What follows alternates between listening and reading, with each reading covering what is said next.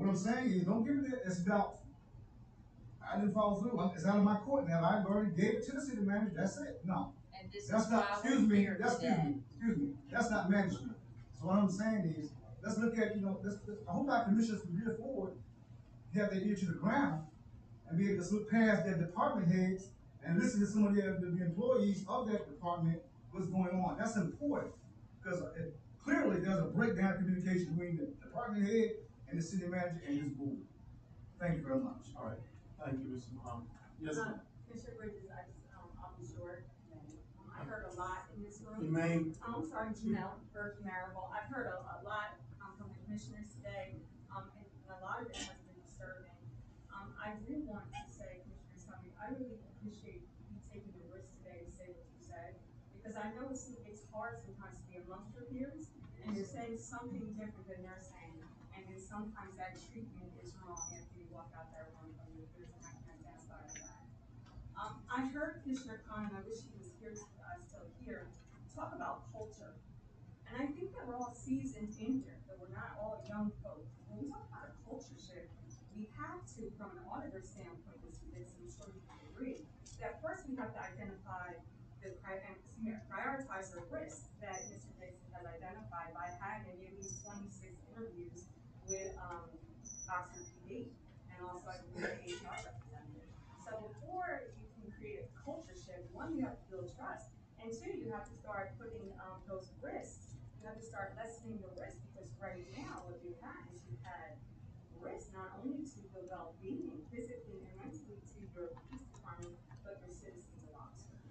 And my last thing I want to say is repeat what I have said to Ms. Owen, and that's it. It appears the commissioners are passing the buck. You can clearly see who agrees with what the commissioner is saying. You see Ms. Fields will nod her head when Commissioner Bridges says something, and so forth and so on.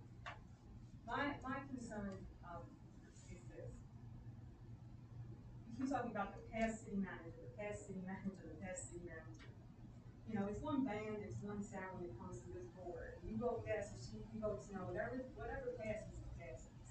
So when we talk about the report that was just disclosed today, we have an interim city manager that asked for comments to be redacted from the audit, to say if there's anything derogatory about the commissioners, if there's anything derogatory about the mayor, if there's anything derogatory about myself, to remove that from the audit. And I think Mr. Dixon had took 24 hours or so and meditated on that and did not agree. So when you are having a prior city manager doing that, by not having open transparency, and then you having a report today showing that your current interim city manager is doing the same thing, this is why you have to. Thank you. We're gonna. One thing I stated I was nodding to Commissioner Bridges was because of the history. Some of the things he was saying, I was saying, yeah, we heard that. So, no, it was not that I was dictating to which commissioner I am in agreement with. It's like a historical thing, because Commissioner Bridges and I have been on the board longer than I could agree you. Or not you, okay. Watch how I say that. But no, please don't think that it was an historical agreement. And look, I want to thank everyone for coming to this again. Captain Curl. Right. Can I make one Okay. comment? Yeah. It will be brief. As far as what the chief said, that we give our budget to the city manager, we do. However, I have spoke to each and every one of you sitting at that table. Some of you with us together, and we brought the team to the board.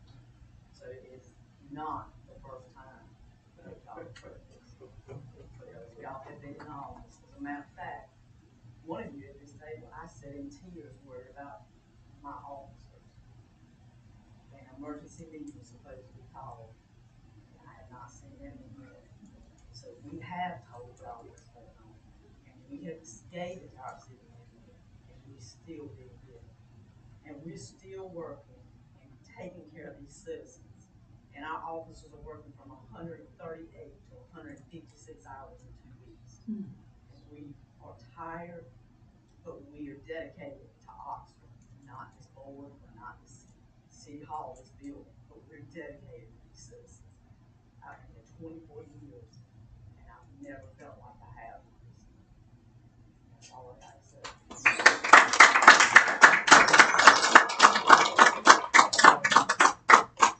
Again, I thank all that came to this committee meeting, and at this time, we're gonna adjourn this meeting. Thank you. And I did wanna thank, I think I was in the process of thanking Mr. Dixon for his report and for the work. You know, I wanted to make sure that, Cheryl, was able to finish the meeting. So, we wanna thank you for the report, and we will, act on it. And